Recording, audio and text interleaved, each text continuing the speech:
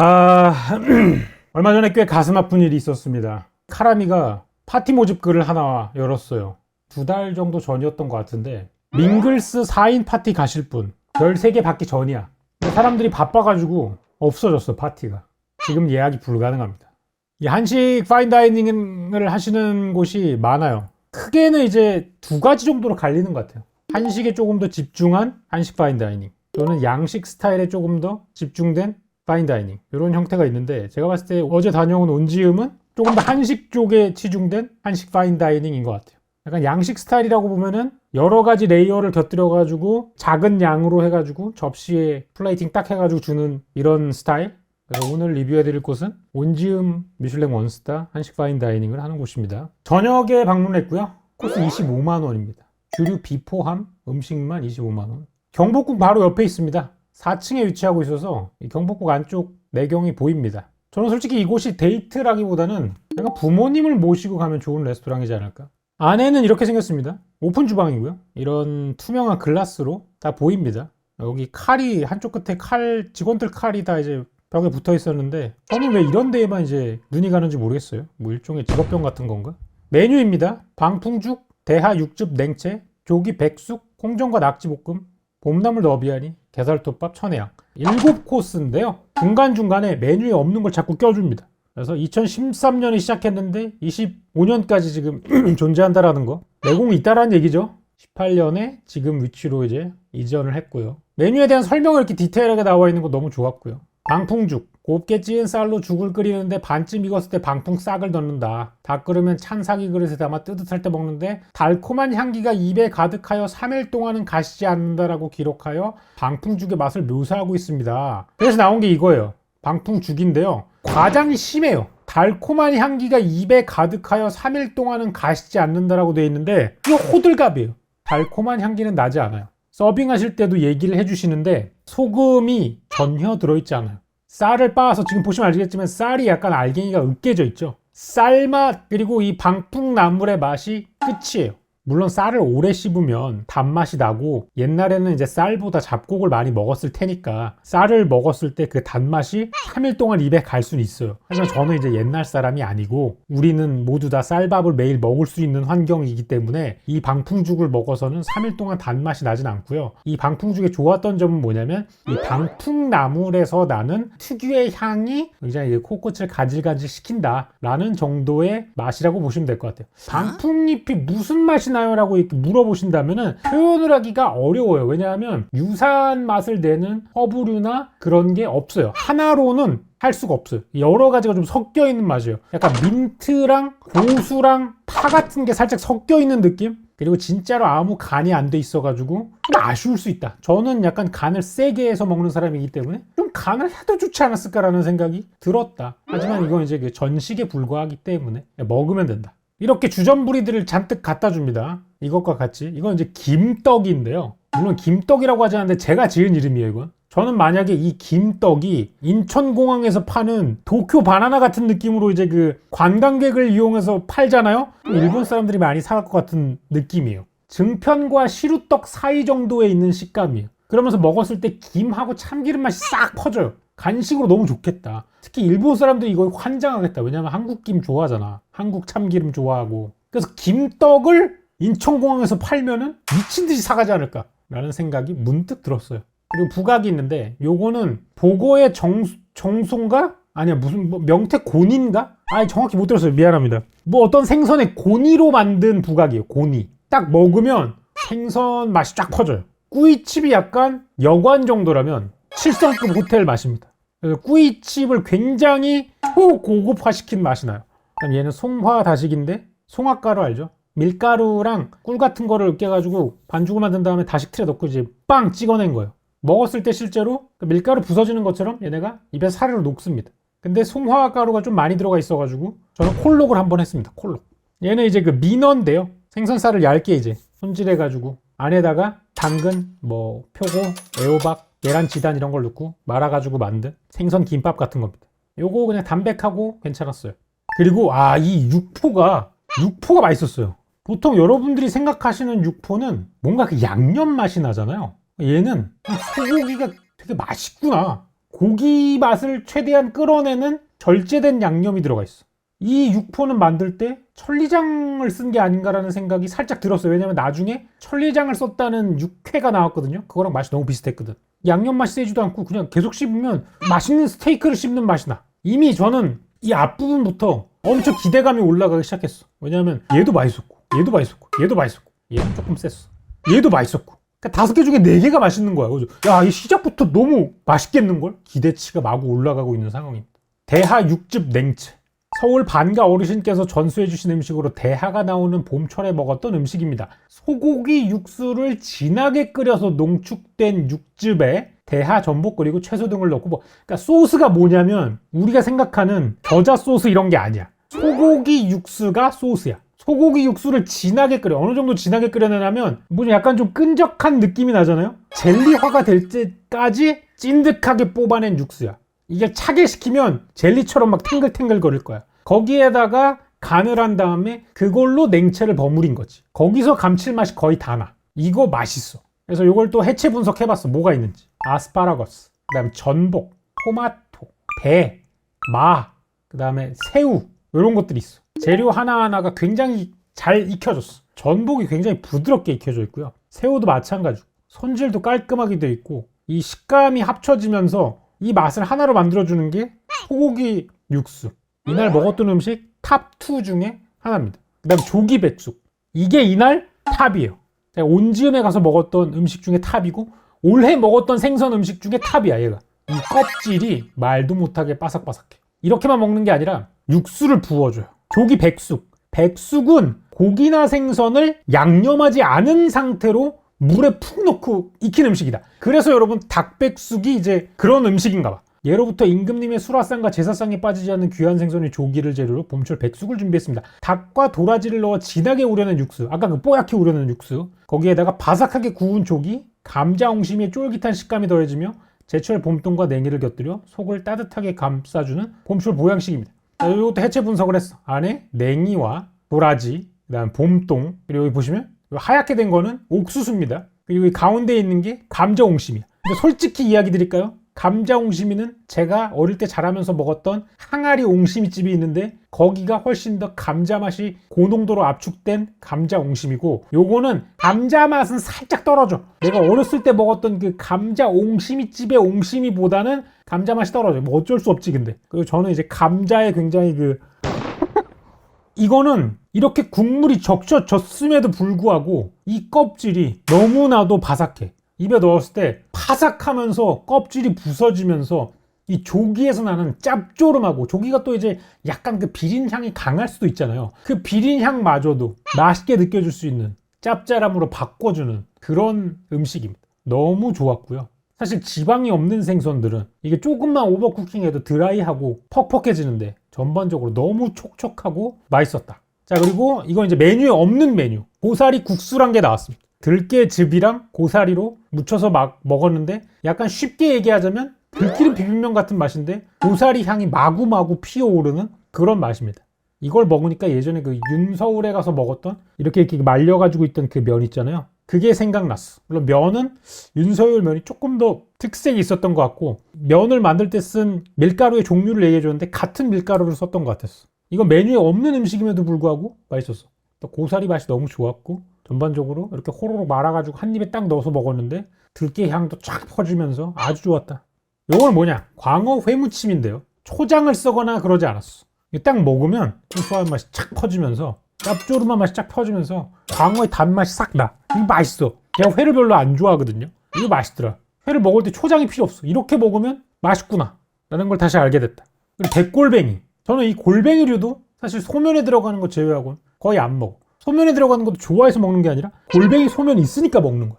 기본적으로 온지은 음식들이 양념이 강하지가 않아. 담백하면서 재료의 맛이 굉장히 잘 느껴지는 이런 형태의 음식들이 있어요. 저처럼 이렇게 담백한 종류의 맛을 즐기는 사람들에게는 좋았다. 익힘 정도도 과하지도 않았고요. 굉장히 보들보들하게. 이런 소라류 이런 녀석들이 오래 삶으면 좀 질겨지잖아요. 근데 얘는 그냥 살캉살캉하게 씹히는 것이 아주 좋았다. 그다음에 이거는 보고 편인데 보고 육수랑 편육 같은 걸 만든 거야. 이게 젤리처럼 느껴지잖아요. 입에 들어가면 이 젤리화가 바로 풀려요. 찐득찐득한 젤리가 아니라 그냥 실온에서 형태를 유지하게끔만 만들어 놓았어. 입에 딱 넣으면은 이게 샥 퍼지면서 육수랑 이런 맛이 쫙 퍼져. 감칠맛이 그냥 쫙 나. 그다음에 단새우 톳 무침.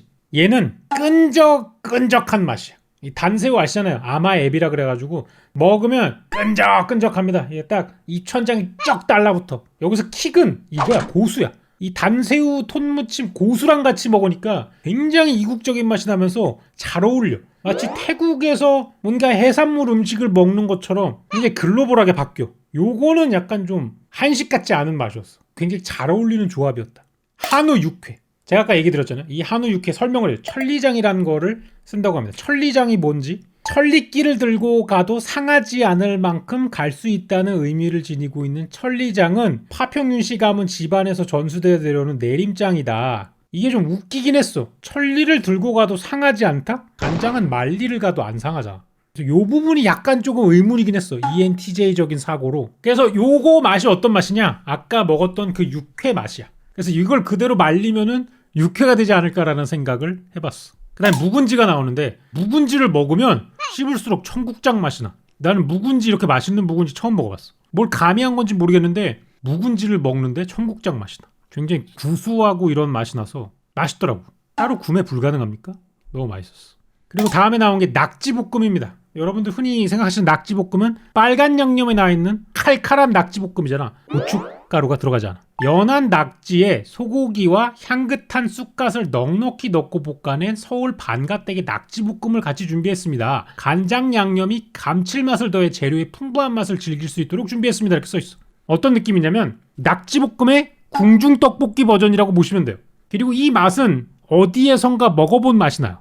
중국집 가면은 중국 잡채 같은 거 시키면은 볶아져서 나왔을 때 간장이 들어가서 볶아진 그 맛 있죠. 그 맛이에요. 솔직히 이야기하면 이 낙지볶음에서는 막 엄청 특별함이나 이런 걸 찾을 수는 없었습니다. 왜냐면 앞에 나온 녀석들이 체급이 다 너무 세. 얘네가 너무 체급이 세. 그래서 저는 여기에서는 큰 감동을 느끼지 못했어요. 그냥 간장 맛이 나는 낙지볶음이구나. 그다음 콩전이 나왔어요. 콩전. 옆에 있는 건 명이나물입니다. 안에 이런 느낌입니다. 옆에 앉아있던 사람들이랑 무슨 얘기를 했냐면 녹두전 반 공기 반이라고 얘기했어요.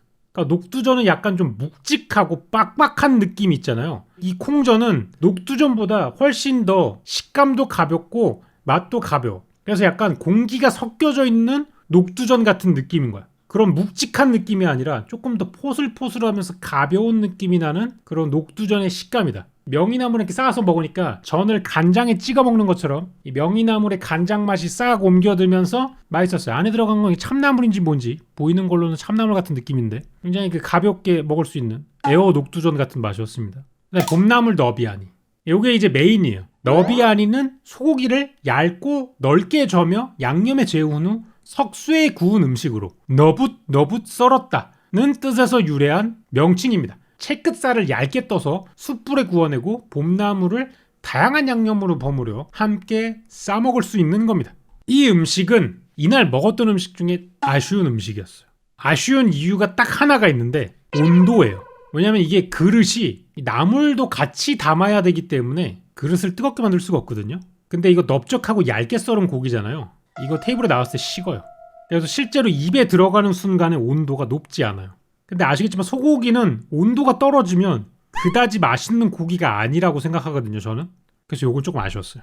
근데 이 정도로 억가를 하는 거예요. 왜냐면 앞에 나온 음식들이 너무 조기백숙의 쿠킹 정도 이런 거나 대하 육즙 냉채에서 나오는 이 감칠맛들이 너무 체급이 셌기 때문에 이게 메인으로 나왔을 때 약간의 억가를 할 수밖에 없는 상황이 된 거야. 맛있어요. 굉장히 잘 구워지고 맛있고 특히나 이렇게 싸먹으면 맛있습니다. 잣소스로 버무린 더덕.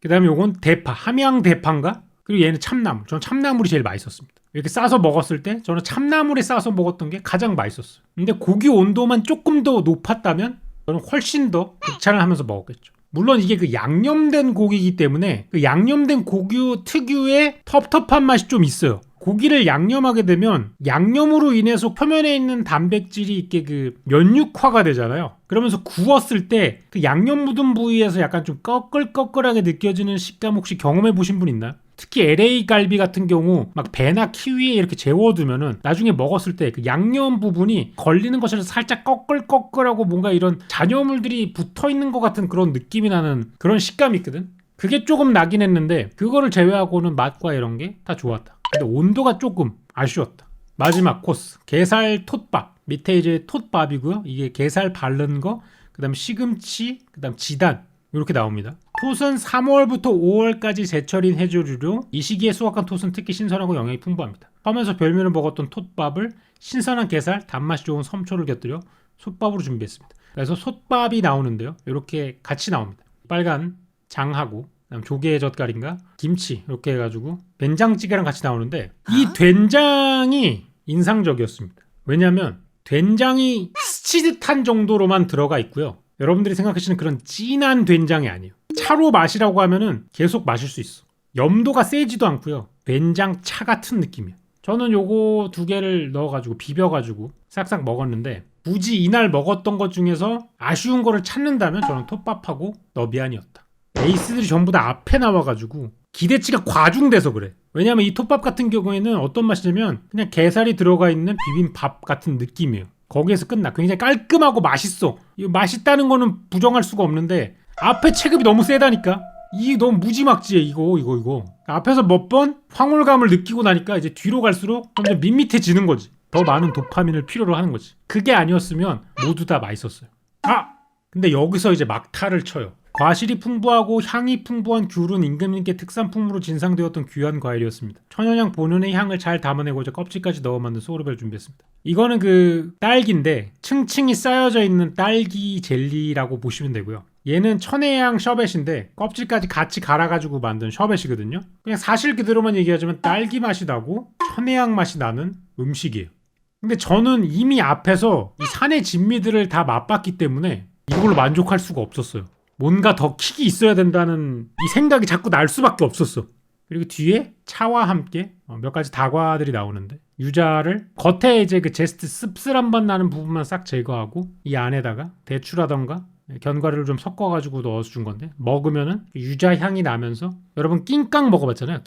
낑깡 껍질을 씹었을 때 나는 그 껍질 맛 있죠. 낑깡 껍질 맛. 그런 맛이 나더라고요. 이 시트러스류들의 껍질을 먹으면 이런 맛이 나는구나. 되게 전통 음식 같은 맛이 났고요. 그 다음에 요거는 정확히 이름 못 들었는데 약간 그 콩고물 같은 게 묻어있는 떡 같은 거죠. 설명을 제대로 못 들어서 미안하네요. 왜냐하면 이게 나올 때쯤에 4명이서 천혜향과 딸기 디저트에 대해서 엄청난 토론을 하고 있었거든. 마구 토론을 하고 있었어요. 같이 간 사람 중에 2명, 그러니까 카람이랑 용형은 지난 메뉴 때도 왔었거든요. 지난 메뉴 때 나왔던 게 뭐냐 그러냐 물어보니까 완벽한 밥 한 바가 나왔대요.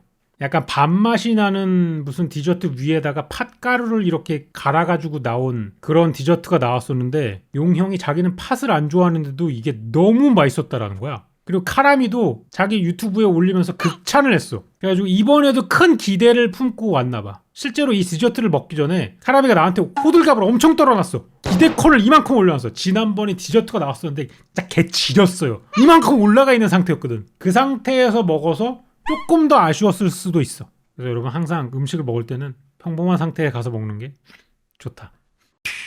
미슐랭 원스타 파인다이닝 온지엠에 다녀왔고요. 25만원짜리 코스입니다. 22개 정도의 맛을 느낄 수 있네요. 전통주 페어링을 따로 하실 수가 있고요. 저희 같은 경우는 10도짜리 오미자 탁주를 하나 시켜서 먹었습니다.